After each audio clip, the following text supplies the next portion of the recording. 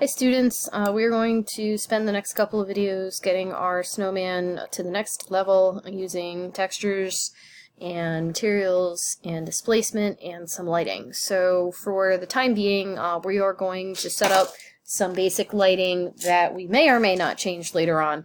And we're also going to add a camera to our scene. And right over here you can see in the material editor I have a few materials that I've created for different elements in the scene, and so we will go through each of these and take a look at how to create them so that you can do them for your scene, and that's it. So I'm actually going to close the material editor temporarily because everybody should be at the point where your snowman hierarchy is all set, like we did in the previous activity, and then you guys can head over to the Create tab, make sure you click on Lighting, and make sure you're in Standard, and you can create a standard Omni light. So let me just delete the one I made and I will add one in there. And I like to create Omni lights in the top viewport mainly because it's really easy to know where they are relative to the subject. So I want my Omni light to be kind of near my snowman, so I'm going to click there.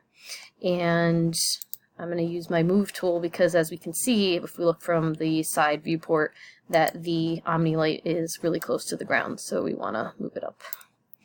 My decay parameters are what they were from the previous lights, but I'm going to review them real quick so that you can make sure that your lighting parameters are similar to mine. So of course make sure shadows are on, and depending on the size of the objects in your scene, this number may or may not work for you.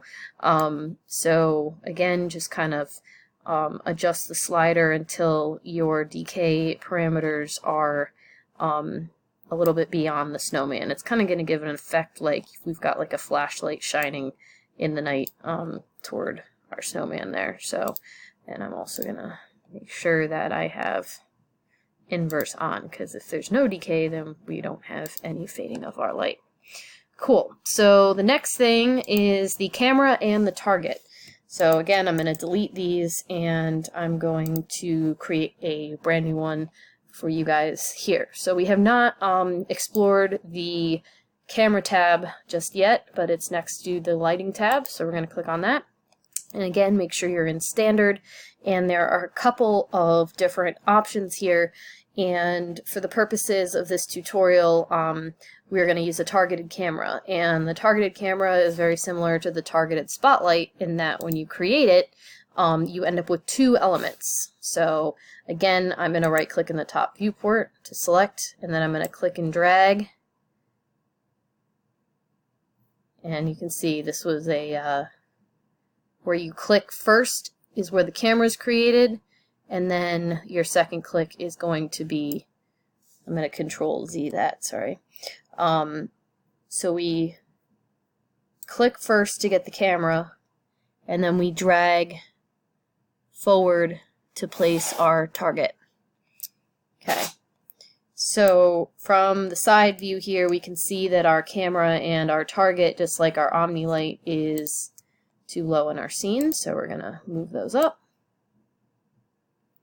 And one trick you can do when you're working in your 4 viewports is assign one of the viewports to the camera's point of view. So you'll have your regular perspective that you can use to check out your scene as you always have, and we'll keep the top viewport, we'll keep a side viewport, but we will right click in this top one here and type C on the keyboard.